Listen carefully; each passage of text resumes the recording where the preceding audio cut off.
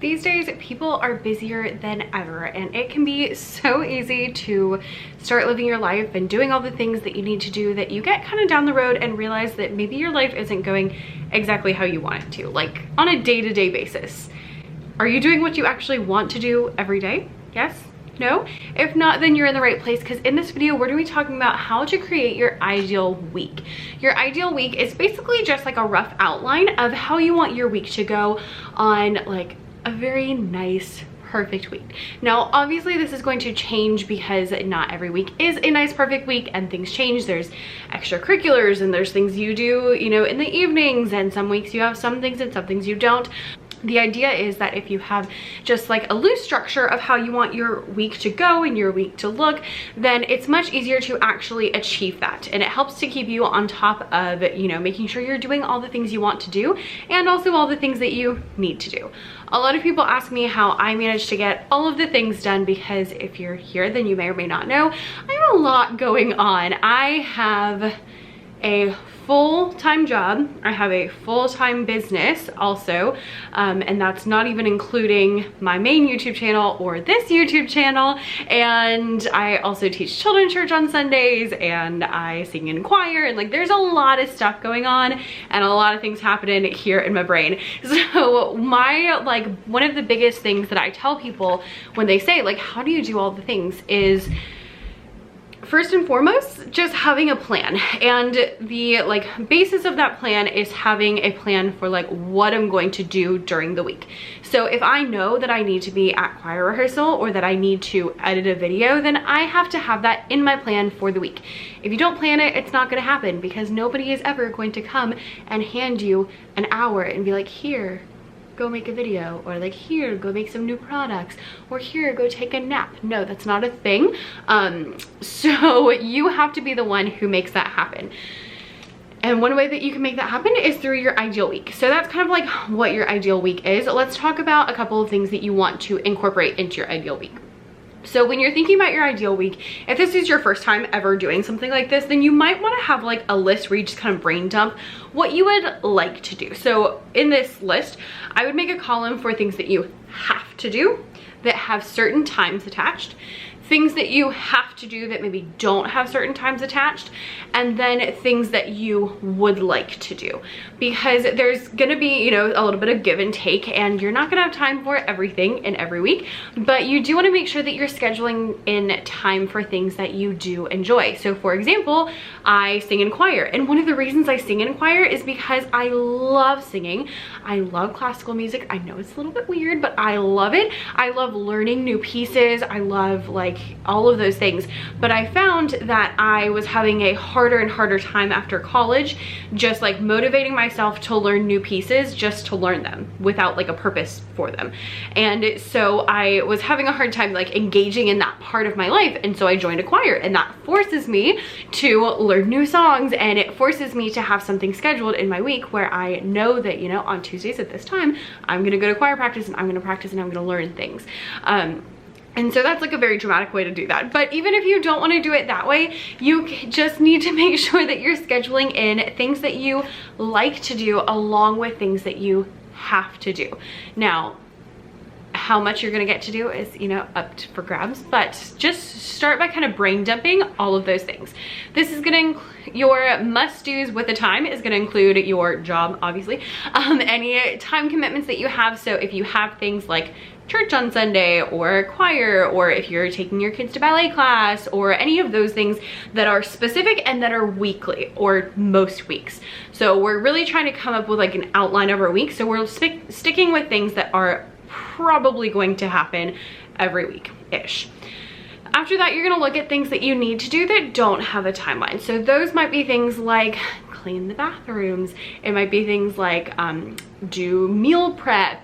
It might be things like, you know, maybe you're getting your master's, you need to study, or just any of those kind of things where you need to do them, but there's not a certain time attached. For me, this also includes things in my business. So like I need to edit videos, and there's not a particular time that I need to edit videos. It just needs to get done at some point. I need to, you know, create new products, and I need to post those products and things like that. So I know that in my schedule, I need to have time in my week to do those things, okay?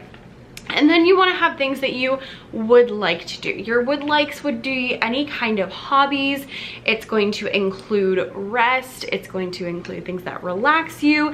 And even though we're labeling it like would like to's, I would say that this is still very important, because as we all know, if you are not well rested, if you are not, you know, like functioning at your best self, then you're not going to want to do all the things that you have to do, and it's still not gonna be fun. The whole point of an ideal week is that you're able to incorporate everything you want to and everything you have to, or at least most of the things you want and have to do, so that you can actually enjoy your life. Because yes, it is possible to enjoy your life on a daily basis, and that's what I want for you, is not just getting all the things done, even though that's important, but also like enjoying them while they're happening.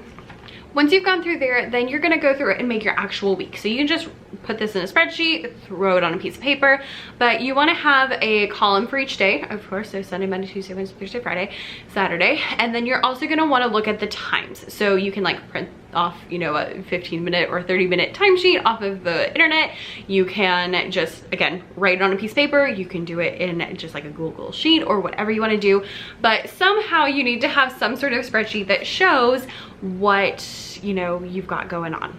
Okay, so in there, you're going to start with the commitments that have time attached to them. So first of all, you're gonna put like your job in there, and then anything else that has a time. So again, those weekly recurring things, karate practice, soccer practice, choir, like all of those things that need to get done, make sure you put them in there as well. Then go through and add things that you must do. So these are going to be, you know, you need to have some time to clean the house. You need to have time to cook dinner every night, and those sorts of things. So make sure you have those, you know, in good places. After that, then you're gonna fill it in with anything else that you would like to do, may do. So that's gonna include anything from exercising, walking the dog, you know, watching TV, reading books. Like, it's totally fine to put those things on your schedule, because this is like what you want to do in a week. What are you gonna do in the week? And after you've got that in, then look through and make sure that you have some buffers. So buffers are periods of time that you don't have something actually attached to them.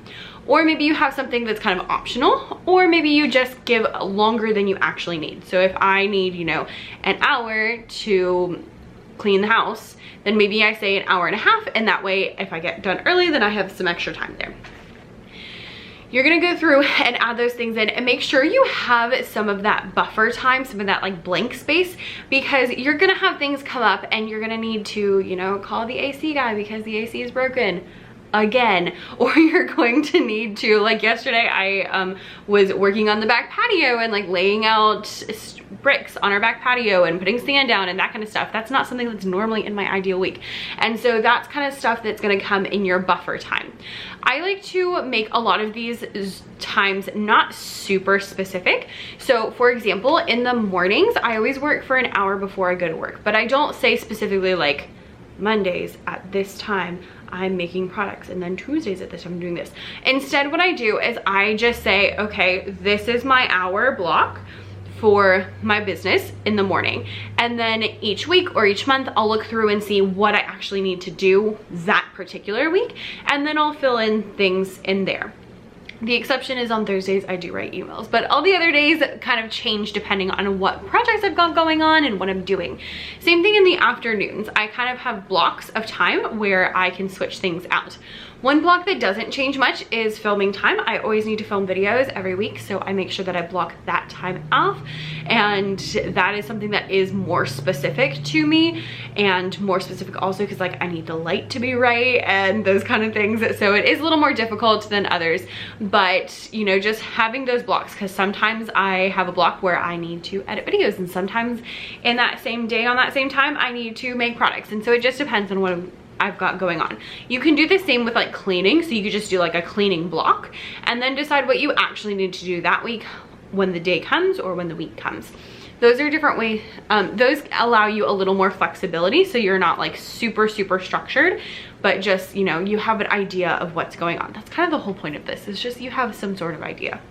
Once you've got all this in, make sure that you actually like what it looks like. If you're looking at it and you're like, whoa, that is super overwhelming, then that means you probably need to add in more buffer time, or maybe you have overscheduled and you need to, you know, like chill out a little bit. Or on the other hand, if you're like, I have a whole bunch of blank spaces, then that's great. That means that you can fill those in with whatever you want to fill them in with. And you may need to swap some things around, switch them out, and change how they look and all of those things.